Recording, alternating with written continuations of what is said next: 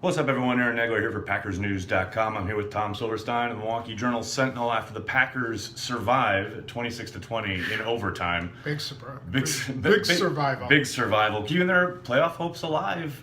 Tom, going forward, what do you see? Obviously, there's going to be a lot of pressure playing a Cleveland Browns team next week that hasn't won a game all year. No. But played pretty tough against the Chargers. And they have a good defense. They do have a good After defense. the offensive performance we saw here, how do the Packers go into this game? Well, I think we know. I mean, I think they have to keep the game out of Brett Hundley's hands. Right. Really, what it really means is take pressure off him with the run game. You've got to, now you saw Aaron Jones that is back to what he was. You got Jamal Williams playing at a level you never saw coming. Are you surprised by that? Yes, I am. Very surprised. Especially considering how kind of feckless he was early in the season. All through camp, though, he was the lead back. Exactly. He was by far ahead of everybody, and you could see that he was really talented.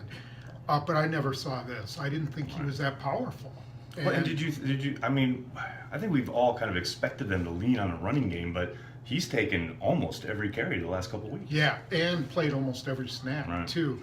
But now you're going to see Jones in there, and the whole thing was that Williams set that play up through overtime and even before that. By every time he went up the middle, they just came crashing down, and Jones just benefited from the fact that Tampa Bay felt like they had to stop Williams. How does McCarthy handle Hundley going into this game after a pretty bad performance here? I would be really cautious. I would not open up the game much. I mean, you want to establish the run, then get him going after that. But don't put it on his shoulders to start. And see what your defense is doing, and then if you have to open it up, open it up. Speaking of that defense, I mean, they got to the quarterback with some regularity against Tampa Bay, who obviously had issues along the offensive line. But what do you think that means going forward, especially into this Cleveland game? Well, it is exactly what I wrote this morning, which was that they are paper lions. Right.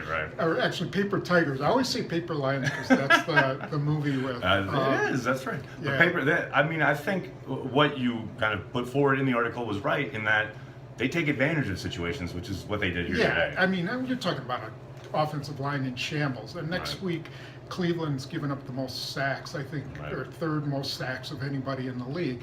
So don't judge them on these two games. I think when they get to Carolina, they get to Minnesota, that'll be a real judge. But, they did what they had to do to win. They played 74 plays. And I think it was 74 last week, too. It's just too many plays. The discrepancy is really kind of crazy when you look at it between the two. So there you go, all the latest from Lambeau. The Packers victorious, keeping their playoff hopes alive. Make sure you're checking PackersNews.com for all the latest. For Tom, I'm Aaron. We'll talk to you soon.